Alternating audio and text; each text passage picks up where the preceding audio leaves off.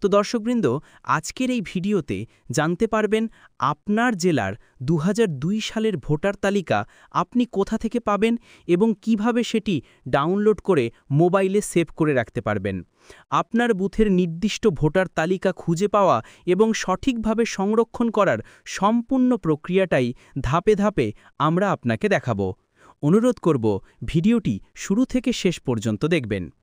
সম্মানিত দর্শকবৃন্দ, আপনি দেখছেন অনলাইন ই-সার্ভিস গাইড, যেখানে আপনি পাবেন প্রতিদিনের দরকারি ডিজিটাল পরিষেবার গাইড, সরকারি তথ্য এবং সাধারণ মানুষের প্রয়োজনীয় নথিপত্রের সঠিক ব্যবহার বিধি।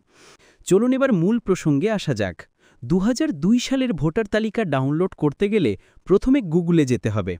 সেখানে লিখতে হবে সিইও ওয়েস্ট বেঙ্গল। সার্চ করলে প্রথমেই আপনি পাবেন একটি সরকারি ওয়েবসাইট ceo.westbengal.nic.in। সেখানে একটি ক্লিক করলে ওয়েবসাইটটি খুলে যাবে। ওয়েবসাইটে ঢুকলে আপনি দেখতে পাবেন একটি পেজ, যেখানে লেটেস্ট নিউজ সেকশনের নিচে হাইলাইট করা একটি অপশান থাকবে, ইলেকটোরাল রোল অফ SIR 2002। এটিতে ক্লিক করুন। ক্লিক করার পর আপনি দেখতে পাবেন কোন কোন জেলার ভোটার তালিকা আপলোড হয়েছে। আপনার জেলা খুঁজে নিয়ে সেখানেই ক্লিক করুন। এরপর দেখাবে ওই জেলার অধীনস্থ সমস্ত অ্যাসেম্বলি কনস্টিটিউয়েন্সিজের নাম। এখান থেকে নিজের কনস্টিটিউয়েন্সি নির্বাচন করুন। নির্বাচনের পর দেখাবে সেই কনস্টিটিউয়েন্সির আওতাধীন সমস্ত বুথের তালিকা।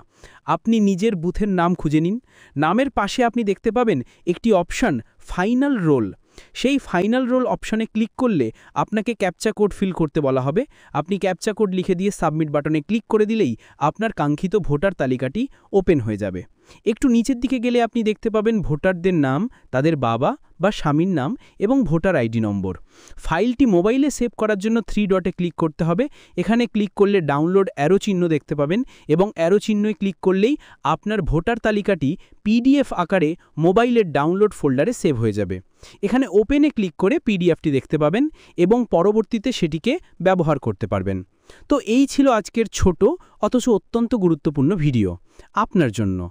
যদি ভিডিওটি ভালো লেগে থাকে তাহলে একটা লাইক দিয়ে আমাদের উৎসাহ দিন, বন্ধুদের সাথে শেয়ার করে তাদেরও এই তথ্য পৌঁছে দিন। আর আপনি আগামীতে কোন বিষয় নিয়ে ভিডিও দেখতে চান সেটা অবশ্যই কমেন্টে লিখে জানান। ধন্যবাদ।